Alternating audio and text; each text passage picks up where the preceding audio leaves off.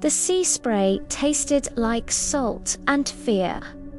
My boat, a tiny speck against the vast, churning grey, cut through waves that seemed to claw at the hull. Before me, rising from the mist like a jagged tooth, was the island, and on it, the source of my mission. A lighthouse, ancient and weather-beaten, a silent sentinel over a forgotten coast. I'm Alex, a signal analyst. They send me when the signals get weird. And this one was the strangest I'd ever encountered. A rhythmic pulse, a ghost on the airwaves, broadcasting from a place that had been dark for 50 years. Stepping onto the rocky shore felt like stepping into another time. The air was heavy, thick with the smell of damp stone and something else. Something old and decayed. The lighthouse door groaned open under my hand, a complaint that echoed up into the darkness above.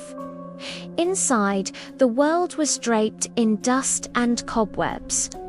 Time had stood still here, trapping the last moments of its final inhabitants in a blanket of grey. I unslung my gear, the modern gleam of my equipment a stark contrast to the crumbling decay around me. The parabolic receiver, the spectrum analyzer, the digital recorder's tools of my trade, my weapons against the unknown. I powered them on, and the small room filled with the soft hum of electricity, a fragile defense against the oppressive silence. I slipped on my headphones, tuning the receiver, and there it was, the signal. It wasn't just a simple pulse. It was complex, layered, almost like a voice trying to break through a wall of static. It was a faint, rhythmic thrumming that seemed to vibrate not just in my ears, but in my chest, a heartbeat in the heart of the stone tower. As I worked, isolating frequencies and running decryption algorithms, the lighthouse began to stir. The single bare bulb I'd rigged up started to flicker, its light spasming wildly, throwing, dancing, distorted shadows across the curved walls. They writhed and stretched, taking on shapes that my mind refused to process. Then came the whispers. At first I thought it was the wind, or my own imagination playing tricks on me in this desolate place. But they grew more distinct, faint murmurs that seemed to seep from the very stones. They were indecipherable, a chorus of hushed voices just at the edge of hearing, speaking a language I didn't know but felt I should understand. A cold dread began to pool in my stomach. I kept telling myself it was auditory pareidolia, my brain creating patterns from random noise, but the feeling of being watched was undeniable. I'd catch a flicker of movement out of the corner of my eye, fleeting dark shape that vanished the moment I turned to look. Was I just tired, or was something here with me, hiding in the shadows that my own light created? Ignoring the creeping fear, I focused back on the signal. My fingers flew across the keyboard, running cross-reference protocols, trying to find a pattern, a key. The whispers grew louder, almost insistent, and a sudden icy draft swept through the room, extinguishing my light and plunging me into absolute blackness. My heart hammered against my ribs. I fumbled for my headlamp, its beam cutting a frantic path through the dark. That's when I saw it. Scratched into the dusty floorboards at my feet were words almost obscured by time. It hears, it watches. Don't listen. My blood ran cold. This wasn't just a technical problem anymore. This was a warning, driven by a mix of terror and professional curiosity. I pushed harder. The decryption software was finally breaking through.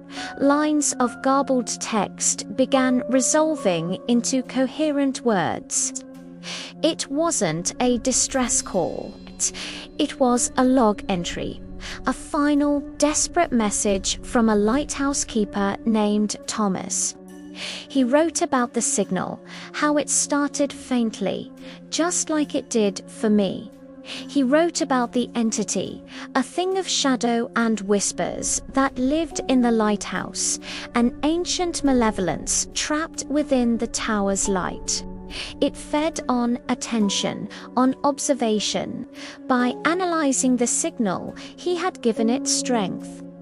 By being here, I was doing the same. The last decoded line flashed onto my screen.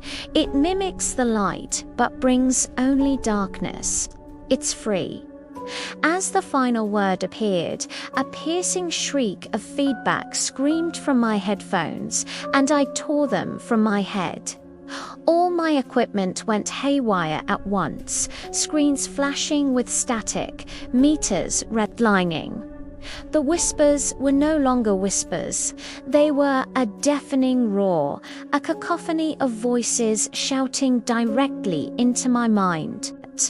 The temperature plummeted, and my breath plumed in the air. The shadowy figure I'd been glimpsing was no longer at the edge of my vision. It stood in the doorway, coalescing from the darkness a tall, gaunt silhouette with no discernible features. Just an empty blackness that seemed to drink the very light from the room. Pure primal terror took over. I abandoned everything, my expensive gear, my mission, and bolted. The only way out was up. I scrambled for the winding staircase, my feet pounding on the Castian steps. The entity followed, not running, but flowing, a wave of shadow and chilling sound that surged up the stairwell behind me. The tower, which had seemed so large and empty, now felt claustrophobically tight, a spiral trap.